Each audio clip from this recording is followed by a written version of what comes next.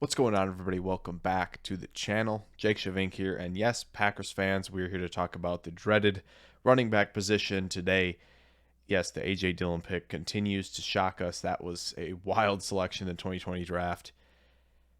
But there's a possibility the Packers could go back to the running back well in the 2022 NFL draft. And that's mostly because of the Aaron Jones deal. And while it was a 4-year deal, there is a big chunk of it that is spread out over the first two seasons. And there is an out that the Packers could elect to take after the 2022 season. It would incur some dead cap penalty, but it would get Jones off the books. So it's not impossible for them to be thinking ahead with picking a running back in this draft. So important metrics to remember. And if you guys remember the video from last year on this channel, you'll remember them. But again, it's a good to elite athlete at the position, usually a relative athletic score of 7 or higher. Jamal Williams was the one outlier in that area, at least with recent picks that the Packers have made. Over 200 pounds is an important one, along with over 10 feet in the broad jump. Those are the ones to look at. Now, there was a shorter list in the 2021 NFL draft, and if you remember, we might have nailed the pick. Kylan Hill, Mississippi State. Another guy, 7'3", RAS, respectable, 73rd percentile, 5'10", 4 ace, 214, 10-2 broad, same thing, 4'5'7", a little bit on the slower side, but we know the Packers have drafted slower player at that position in terms of a 40-yard dash. But why he fits, again, a good lateral toolbox. He's tough as nails between the tackles, and he's a great third down back. He makes all the catches he can, and he's able to create some separation. I wouldn't say his route tree is fully developed as a receiver a la Kenny Gainwell, but I think he's respectable, and I think you have to take him seriously as a pass catcher. Yeah, so kind of nailed the Kylan Hill selection. That was pretty cool to see him get picked in the 7th round by the Packers. So now we're going to kind of look at players who may fit this time around. And the 2021 NFL draft was a little bit more shallow at the running back position, so it was easier to narrow down a small group of guys they could select. This year, the 2022 NFL draft, it's a real deep class, and there are so many guys who fit for the Green Bay Packers in those key metrics there. Couple names that didn't make the list of the three I want to talk about. Zamir White from Georgia, really the bruising power type with speed as well, but I do think it's kind of a redundant role. Plus, there are knee injuries that might take him off the Packers board. Rashad White is another one, just a smooth, crafty runner, really good as a receiver, can be really crisp with the routes, and has good contact balance, very Kamara-like after the catch. Just don't know if the role is perfect there to fill in for Aaron Jones. The last of which is Bryant Koback from Toledo. Just definitely a name to watch late day 3, but I just think, again, he's more of the between the tackles power type as well. So didn't put him here. So who makes the list? Well, first off, it should be a favorite for sure. It's Pierre Strong Jr. from South Dakota State. 5'11 and 3 eighths, 202 pounds. Just clears that 200-pound threshold, just like Aaron Jones did. 9.34 RAS, 10-foot 4-inch broad jump. He's got the elite speed. He's that one cut and go type, but he's a perfect fit for outside zone because, again, he can process, see the gaps, find the cutback lane, and he's off to the races. Rip off those big chunk plays for you.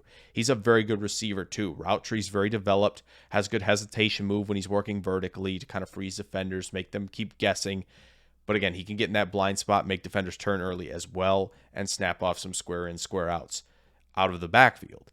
He's got good contact balance as well and flashes that effort in pass protection. This is the guy who should be a favorite for Packers fans. And I know the running back position isn't as exciting for you guys, but again, this may kind of require a pick at 92, though. So I don't know if Packer fans are going to love that, just because Dolphins, Rams, Niners are fits for Pierre Strong in those type of schemes. And those guys, I think, will be guys who continue to fill that running back cupboard. So may take an earlier pick. If we move along, though, Keante Ingram is a fun one. USC transferred from Texas to go play there in 2021. 5'11 3/4, 221 pounds, 8.68 RAS, 10.2 broad jump. He's got a wicked lateral toolbox, and that starts with being able to manipulate space, sink the hips, and make defenders miss, but also get into different gaps. He can quickly press, but has that lateral movement skills to quickly and efficiently get into a gap that is opening. He has really good contact balance as well. He also has 89 catches in his career and 6 touchdowns. So this is a guy who's got more of a multifaceted role, may not have the speed that we talked about with Strong and then we're about to talk about with this next guy, but would be a guy who kind of is that differentiating skill set to A.J. Dillon. Last on the list is Ty Chandler from North Carolina. He transferred in from Tennessee after Javonte Williams, Michael Carter leave. He goes there to assume that lead role and was very, very good. 1,092 yards, 13 touchdowns on the ground, 15 catches, 216 yards receiving. Very productive.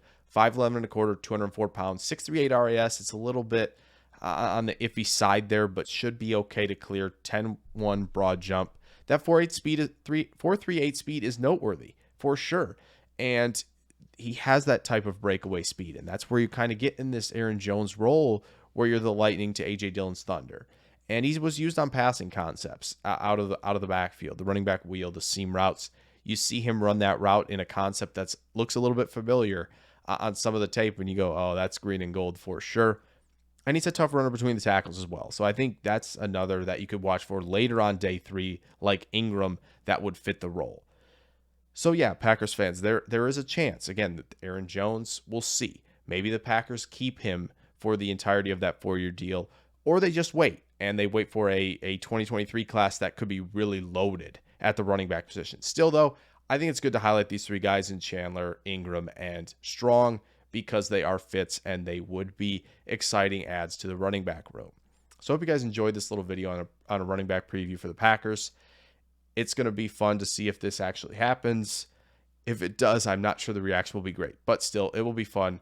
Couple more Packers draft videos on the way before showtime, and we will have live draft show here Thursday at 7 p.m. Central, Friday at 6 p.m. Central, right here on YouTube. Going to be a lot of fun with guests. We have a great time. 6th year doing it, so tune in for that. If not, though, I will see you guys in the next video. Farewell.